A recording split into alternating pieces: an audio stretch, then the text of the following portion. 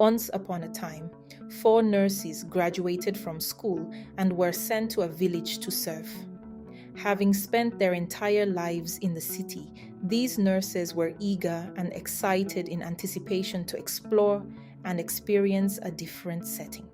At night, Clara, Mina, Joy, and Victoria departed, bidding their families farewell as they embarked on their new experiences. Joy is married but childless. Mina is a single woman without children. Clara is a single mother of 2. And Victoria is married and has a child. The trek is 18 hours long, and 12 hours into the journey, the bus carrying them to the village broke down. And all of the passengers were asked to disembark and wait for another bus that would transport them through the next village, where they could find a tricycle to continue to their final destination.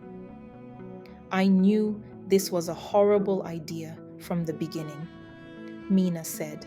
Clara signaled Mina to remain silent, but Joy interrupted, exclaiming, "She is correct. I have been having bad feelings about this," Joy said as Clara gestured for Mina to stop talking. As she took their hands, Victoria murmured, "Let's pray."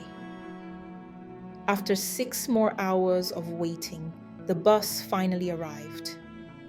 And 12 hours later, they arrived at their destination, where the villagers welcomed them. Since there were only 174 residents in the settlement, tentatively everyone knew one another. It follows that everyone recognizes the presence of strangers when they arrive. They were guided to a lodging location where they would refresh. They were advised to rest as it was already evening, and they were also knackered from the trip. In their resting mode, Victoria cried out from her sleep. "I had a horrible dream," she said, and everyone got up to comfort her. Clara jokingly said, "You miss your husband and child, right?" They all busted out laughing.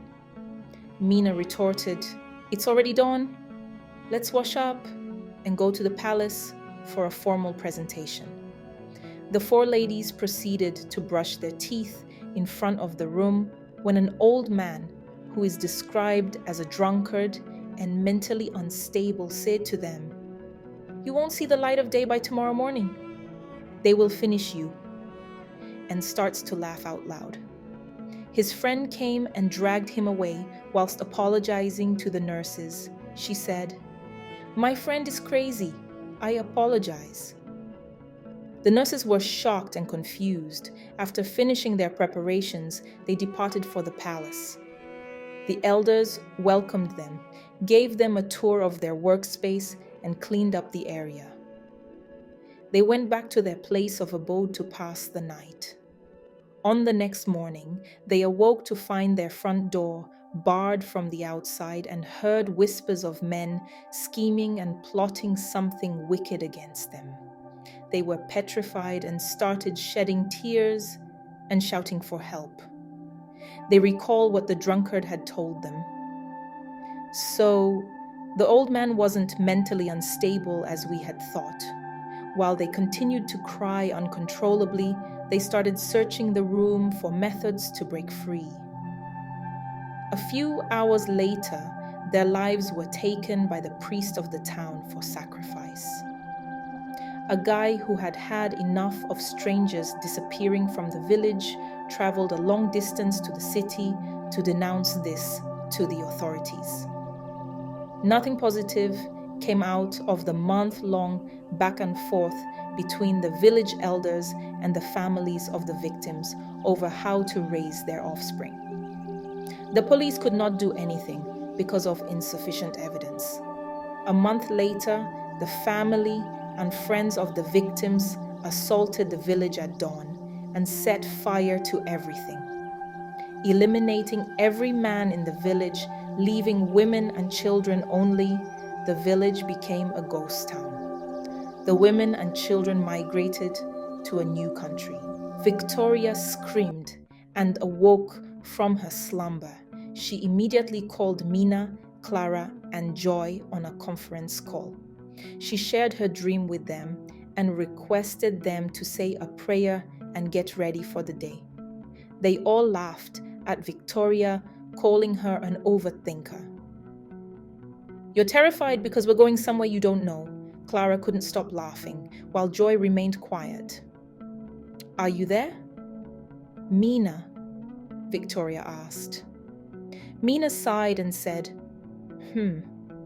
Well, I'm afraid that if this dream comes true, I'll never experience what it's like to be married or have a child," Mina lamented. They all bursted into laughter. Victoria informed them of exactly what happened in the dream when they first met a few hours before their trip to the village. They met with the management and were driven to the village by their district officer for a total of 2 hours. They all stared at Victoria, and Clara said, "In your dream, our trip took more than 20 hours, but in reality, we got in just 2 hours." "So your dream is flawed," said Joy. "Can we focus on why we're here?" Mina stated. Together, they dined while seated on the floor. They were assigned one room with 4 beds, and this reminded them of their school days, causing them to talk non-stop throughout the night and were unable to fall asleep. The environment was ideal, with pleasant weather and fresh cuisine, among other things. Their only concerns were a lack of safe drinking water and hostility from the locals. The people of the village disliked the nurses who had been sent to help them. Clara had asthma and experienced an episode when smoke from their neighbor's kitchen entered their room. She felt better after being taken out for a walk in addition to the inhaler from the pharmacy. Joy was nearly bitten by a snake while out on a walk that evening, so they had no choice but to return home. The entire situation made them tense. They had a good night's sleep, woke up early, and headed straight to the clinic. Due to the lack of most necessities at the clinic, their job became exhausting and extremely stressful. They reported to the authorities in the village, but nothing positive yielded out of it. They managed the situation, but most of the time they couldn't help but watch people die. Sometimes they transported critically ill individuals to the city for treatment. The nurses penned letters pleading with urban hospitals to assist them. They wrote some to their district office and wished they could help. Every week, one of them went to the cities to get basic medications and first aid supplies to help the clinic. They held regular town meetings to discuss health issues, first aid, cleanliness, and basic health education with the residents of the community. When they first started, only a few people showed up, but they never gave up. A few months down the line, they saw a rise in numbers, which was advantageous for them. They eventually increased to over 100 persons and met every Friday. This brought a positive change in the village, and people grew to like them. They received free meals, bush meats, and fresh fish from the sea. After learning about their excellent deeds, the chief summoned them and assured them of his support. The nurses went above and beyond to visit the town's residents in their homes whenever possible. They did these actions to ensure that no one in the village suffered from any disease or illness. Mina was into shoemaking as a side gig when she was still in school, and Clara knew a little bit about beading. So they gathered the youngsters in the town on Sundays to teach them. Victoria and Joy also set up reading and writing workshops and programs for the village's teenagers. The nurses had a purposeful and remarkable stint at the village and were gifted lands and monuments named after them. Also, Mina's wish to get married and have a child was accomplished a few years down the line.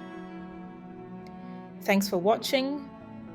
Your comments and likes mean a lot to me, and don't forget to subscribe and share. Also, I would love to know where you're watching from. I love you all.